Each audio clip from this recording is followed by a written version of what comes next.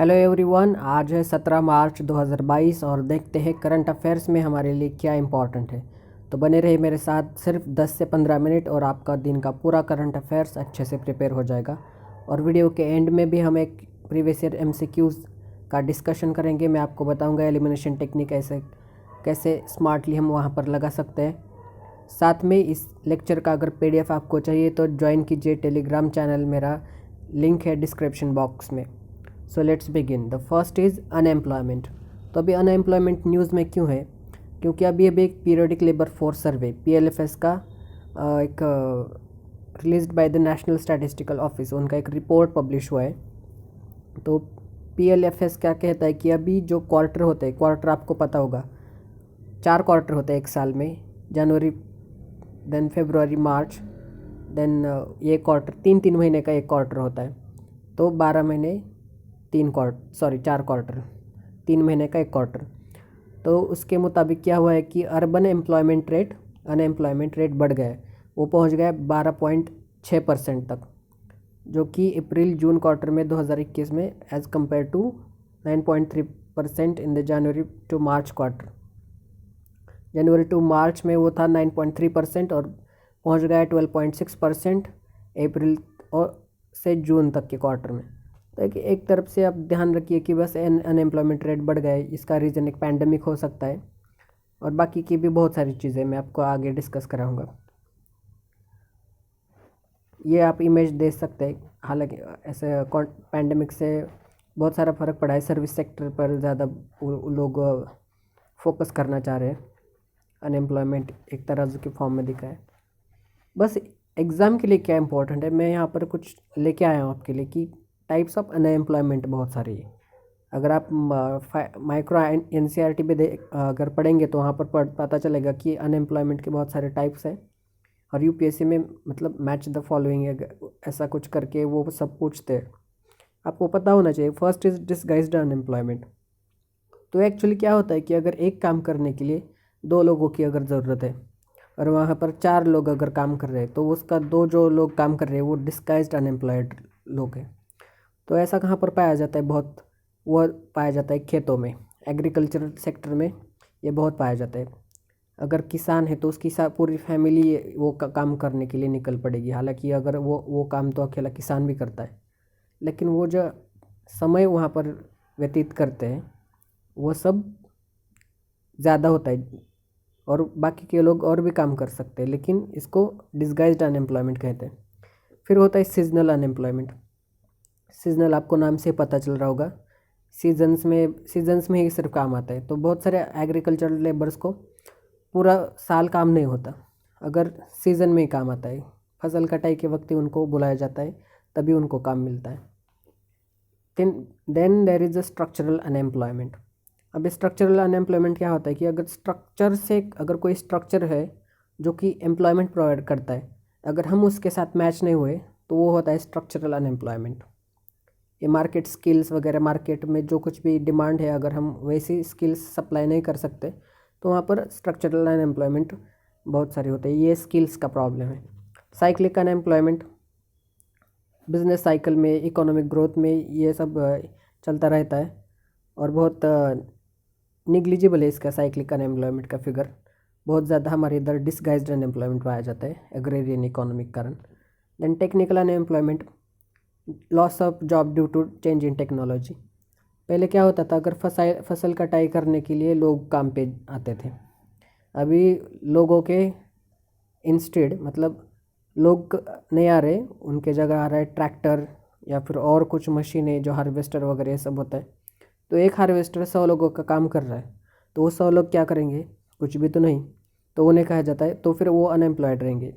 इसी को कहते हैं technological unemployment. Then frictional unemployment is there. Frictional unemployment also called as a search unemployment. इसको मतलब कोई बंदा जॉब कर रहा है और आगे का भी जॉब ढूंढ रहा है, उसको अभी का जॉब छोड़ना है। तो ये सब फ्रिक्शन में जो सब लोग रहते हैं, हालांकि हमेशा वो स्विच करते रहते जॉब, इनको फ्रिक्शनल अनएम्प्लॉयमेंट को कहते हैं। और फिर एक इम्पॉर्टेंट करंट अफेयर्स है, अभी अभी आरबीआई ने अपनी न्यू गाइडलाइंस जारी कर दी है और उसमें बताया कि माइक्रो फाइनेंस को लेकर उन्होंने बहुत सारे रेगुलेशंस किए। तो आरबीआई ने क्या किया है कि माइक्रो फाइनेंस को जो लेंडिंग नॉर्म्स होते हैं उनको नए नॉर्म्स रिलीज़ कर दिए। उन नॉर्म्स के मुताबिक क्या है, बस 3 है। जो कुछ भी नॉन बैंकिंग फाइनेंशियल कंपनीज होती है एनबीएफसीज और माइक्रो फाइनेंस जो इंस्टीट्यूशंस होते हैं उनको सभी को सेम ही रेगुलेशंस हैं, बैंक्स भी है उसमें। कोलैटरल फ्री, अभी आपको कोलैटरल बताता हूँ, बहुत सारे लोगों को पता नहीं, एक इकोनॉमिक टर्म है। कोलैटरल मतलब आप लोन लेने गए बैंक में, आपको कुछ तो गिरवी रखना पड़ता है, तो वो जो गिरवी रखा है उसको बोलते हैं कोलैटरल। हम आपको लोन क्यों दें, आपकी कोई चीज़ हमारे पास रखिए। तो जो चीज़ आपने वहाँ पर रखी है मतलब एक ट्रस्ट होता है, तो उस चीज़ को बोलते हैं कोलैटरल इकोनॉमी में। तो कोलैटरल फ्री लोन दिए जाएंगे, हमें आपसे कुछ नहीं चाहिए, हाँ आप हमसे लोन लेके जाइए, ऐसा बैंक बोलती है। लेकिन वो किन को, जिनका इनकम 3 लाख तक है, उसके ऊपर जिनका इनकम है उनको ये सुविधा अवेलेबल नहीं है। ये इसमें एक नया नॉर्म है।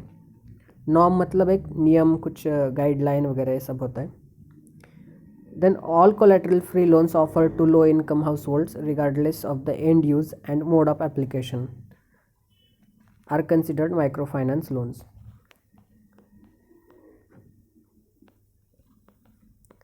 देन माइक्रो फाइनेंस एक्चुअली क्या होता है कि माइक्रो फाइनेंस मतलब एक जो स्मॉल लोन्स होते हैं जो अदर फाइनेंशियल सर्विसेज और लो इनकम हाउस होल्ड्स को वो प्रोवाइड की जाती है, कुछ फाइनेंशियल सर्विस होती है। और ये इंस्टीट्यूशनल चैनल्स कौन होते हैं जो ये लोन देते हैं, स्मॉल लोन्स मतलब छोटे छोटे लोन्स होते हैं गरीब लोगों को वगैरह ये सब देने के लिए। तो ये लोन प्रोवाइड करते हैं scheduled commercial banks including small finance banks, then regional rural banks also there, they provide also this kind of loan. cooperative banks provide करती है, एनबीएफसीज प्रोवाइड करती है, नॉन बैंकिंग फाइनेंशियल कंपनीज, और micro finance institutions तो है ही जो कि रजिस्टर्ड है as NBFCs as well in the other forms also. Next current affairs is horticulture. Horticulture क्यों न्यूज़ में है, क्योंकि अभी अभी एक ग्रीन हाउस हॉर्टिकल्चर मार्केट का डेटा सामने आया है और उसने बताया कि हॉर्टिकल्चर का बहुत अच्छा ग्रोथ इंडिया में दिखाई पड़ रहा है। As a India is very diverse country, बहुत सारी सीजन्स है, करीब 40 प्रकार की मृदा सॉइल्स है इंडिया में। तो उन्होंने बोला कि इंडिया 2030 तक इसका प्रोडक्शन 271.25 मिलियन यूएस डॉलर तक पहुंच जाएगा, अभी है 190.84 मिलियन डॉलर। ये बहुत अच्छा उन्होंने ग्रोथ का एक्सपेक्टेड किया है। ये कैसा ऐसा कुछ दिखता है, आपको पता होगा, बहुत सारे लोगों ने देखा होगा, एक क्लोज्ड एनवायरनमेंट में अच्छे से प्रोडक्शन किया जाता है। अभी हॉर्टिकल्चर का मैं बताता हूँ। It is a science and art of development, sustainable production, marketing and use of high value intensively cultivated food and ornamental plants. ये सब हॉर्टिकल्चर क्या है आपको बताने की ज़रूरत नहीं, लेकिन एडवांटेजेस डिसएडवांटेजेस आपको बताता हूँ। एडवांटेजेस क्या होता है कि एक पोल्यूशन तो रिड्यूस करते हैं, टेम्परेचर को रिड्यूस करते हैं, देन एम्प्लॉयमेंट को बढ़ावा देते हैं, बहुत सारे एम्प्लॉयमेंट लोगों को जॉब मिलती है यहाँ पर, और रिक्रिएशनल एरियाज़ पर तौर पर भी वो काम करती है, और फ्रेश एयर भी प्रोवाइड करती है। लेकिन इसमें कुछ डिसएडवांटेजेस हैं। ऐसे स्ट्रक्चर को देख के आपको पता चल रहा होगा कि बहुत महंगा होगा, बहुत सारा ज़मीन लगता होगा, इन्वेस्टमेंट लगता होगा, डेफिनेटली कॉस्टली प्रोसीजर है, मेंटेनेंस भी बहुत लगता है, लेबर फोर्स ज़्यादा लगती है, स्किल्ड लेबर लगता है, ऐसा ही कोई भी आया और काम करने लगे, it is not that. Techniques are necessary, और हेक्टिक और हार्ड प्रोसीजर्स होते हैं, सबको मेंटेन करना ये सब। तो इसका सिग्निफिकेंस क्या है, अभी जैसे मैंने बताया कि एग्रो क्लाइमेटिक कंडीशंस बहुत इंडिया में डाइवर्स है, 40 तरह की मृदा सॉइल्स पाई जाती है इंडिया में, बहुत सारा क्लाइमेट का डिस्ट्रीब्यूशन है, कॉम्प्लेक्स डिस्ट्रीब्यूशन है, और सभी तरह के जो fresh fruits, vegetables, medicinal plants, इनका सब प्रोडक्शन किया जाता है। बहुत ही इंपॉर्टेंट रोल रहा है इंडिया की इकोनॉमी हॉर्टिकल्चर का। एम्प्लॉयमेंट को जनरेट किया है उसने, रॉ मटेरियल को प्रोवाइड किया है फूड प्रोसेसिंग इंडस्ट्रीज़ के लिए, देन बहुत सारा प्रॉफिट भी दिखाई पड़ता है आपको। अगर कोई दोस्त है जो हॉर्टिकल्चर करता है, डेफिनेटली उसका इनकम ज़्यादा होगा, ज़्यादा बाकी के फार्मर्स से। बागायतदार यहाँ महाराष्ट्र में बोला जाता है उसको। और कंपैरेटिव प्रोडक्शन भी उसका पर यूनिट एरिया पर हॉर्टिकल्चर का बहुत ज़्यादा है, as compare to field crops. और गवर्नमेंट ने कौन सी नई 5 कुछ स्कीम्स है हॉर्टिकल्चर से related. National horticulture mission is there. आप वीडियो पॉज करके ये 4 स्कीम्स पढ़ लीजिए। The next is social stock exchange.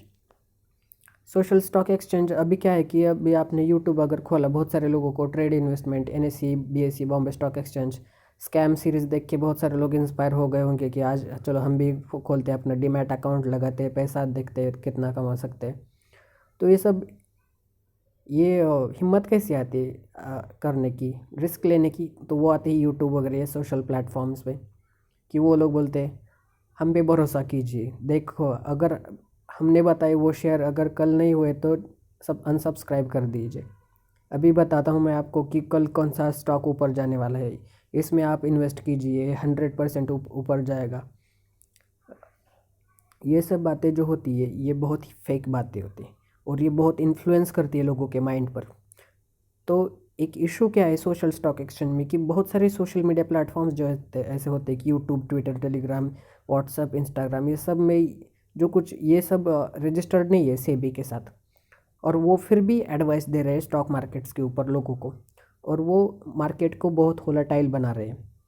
ये तो अच्छी बात नहीं है, वॉलेटिलिटी अच्छी बात नहीं है।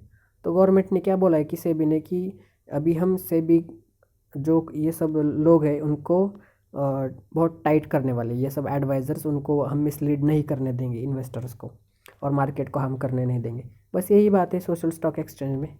ये कुछ इमेज देख सकते हैं। Social stock exchange it is an innovative network for raising money for social ventures. Then agri stack की एक बात चल रही है। गवर्नमेंट एक digital stacking of agriculture database data sets करने वाला है, और वो लैंड रिकॉर्ड्स इसको डिजिटाइज किया जाएगा।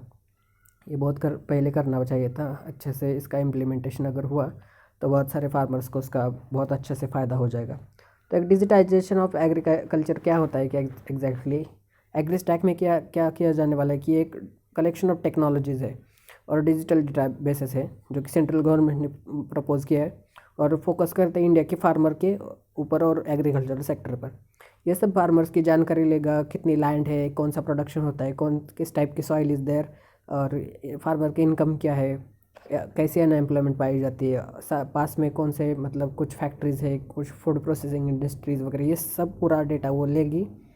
और अच्छे से मतलब अगर कोई गवर्नमेंट फार्मर के रिलेटेड कोई स्कीम लॉन्च करती है तो इस डेटा का उनको उपयोग हो जाएगा कि बेनिफिशियरी को अच्छे से टारगेट करने के लिए। बहुत सारे इंडिया में यही पाया जाता है कि वो बेनिफिशियरी को ही अच्छे से टारगेट नहीं कर पाते, इसलिए evasion of that benefit occurs, and जो कुछ भी जो सच्चे फार्मर को मिलना चाहिए जो कुछ भी बेनिफिट वो नहीं मिल पाता, और वो बेनिफिट निकल जाता है और ही किसी के पास। तो ये सब नहीं होना चाहिए, इसलिए डिजिटाइजेशन करेंगे, सच सामने आ जाएगा, अच्छे से बेनिफिशियरी टारगेट होंगे। यही गवर्नमेंट का क्लेम है, और वो ऐसे एक्सेस टू क्रेडिट और wastage of agriculture supply chain इसको रोक देंगे। तो बस आज के करंट अफेयर्स में इतना ही था। बस 13 मिनट में आपका पूरा करंट अफेयर्स प्रिपेयर होगा। अभी देखते हैं आज का एक इम्पॉर्टेंट सवाल, प्रीवियस ईयर MCQs हम डिस्कस कर रहे हैं हर सीरीज़ में।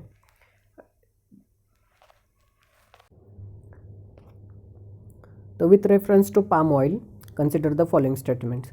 3 नीचे स्टेटमेंट दिए गए हैं। The first is the palm oil tree is native to south east Asia.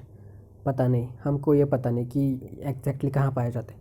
Second statement, the palm oil is a raw material for some industries producing lipsticks and perfumes. Third statement, the palm oil can be use to produce biodiesel. तो अब इसमें elimination technique कैसे लगता है मैं आपको बताता हूँ। तो फर्स्ट तो हमको पता नहीं कि भाई ये कहाँ पर पाया जाता है, वी डोंट नो, लेकिन कुछ तो न्यूज़ में पढ़ा होता है यार, पाम ऑयल कुछ मलेशिया वगैरह ये सब आता है, बहुत वहाँ की न्यूज़ चलती है पाम ऑयल के लेकर। तो वो तो डेफिनेटली साउथ ईस्ट एशिया में। अगर चलो फिर भी ये किसी को पता नहीं तो सेकंड स्टेटमेंट देख लीजिए। ये बहुत एक जेनरिक स्टेटमेंट में है। ये स्टेटमेंट क्या कहता है कि the palm oil is a raw material for some industries producing lipsticks and perfumes.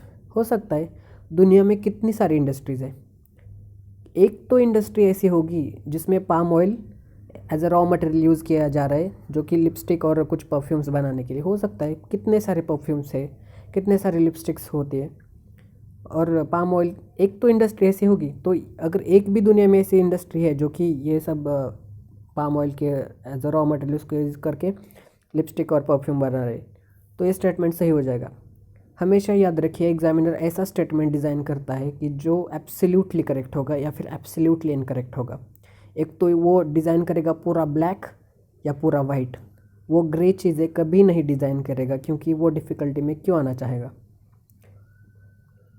और यूपीएससी के स्टूडेंट तो आपको पता है बहुत कुछ भी अगर ऐसा वैसा हुआ तो ह्यूमन राइट्स की बात करते हैं। फिर स्टेटमेंट 3 देखिए, the palm oil can be use to produce biodiesel. Definitely, why not. अगर दुनिया में कितनी सारी इंडस्ट्रीज है, कितने सारे प्रोडक्शन प्लांट्स है, अगर किसी भी प्रोडक्शन प्लांट में पाम ऑयल को यूज़ किया जा रहा है बायोडीजल बनाने के लिए, तो ये स्टेटमेंट सही हो जाएगा। Definitely 2 and 3 statements are correct, therefore B और डी में से ही कोई तो ऑप्शन होगा, ए और सी कट जाएगा। तो बी और डी में से यहाँ तक भी अगर आप पहुँच गए तो 50-50 है, 50-50 के चांसेस है, 50% आपकी प्रोबेबिलिटी है कि आप सही आंसर मार्क करेंगे। और कुछ लोगों को अगर न्यूज़ में जुड़े हैं और साथ में हर रोज़ करंट अफेयर्स का वीडियो देखते हैं, द हिंदू न्यूज़पेपर का एनालिसिस सुन रहे हैं, तो पाम ऑयल को लेकर हमेशा साउथ ईस्ट एशिया की न्यूज़ आती है, तो वो भी स्टेटमेंट करेक्ट कर देंगे और आपका सही आंसर बन जाएगा डी। तो ऐसे इसको एलिमिनेशन टेक्निक को टैकल करते हैं। तो अगर आप इस पीडीएफ का इस लेक्चर का पीडीएफ आपको चाहिए तो टेलीग्राम का चैनल आप ज्वाइन कीजिए, क्रैक यूपीएससी विद रोहन, ऐसा भी डाल सकते हैं डायरेक्ट, या फिर लिंक डिस्क्रिप्शन बॉक्स में मिलेगी टेलीग्राम चैनल की, आप उसको ज्वाइन करके ये लीजिए वहाँ से पीडीएफ और अपने हिसाब से नोट्स बना सकते हैं। बस याद रखिए कंसेप्ट इंपॉर्टेंट होते हैं। और अगर आपने अभी तक इस चैनल को सब्सक्राइब नहीं किया तो प्लीज़ सब्सक्राइब और मुझे और इनकरेजमेंट प्रोवाइड कीजिए। Thank you so much, wish you very good day, make your day productive.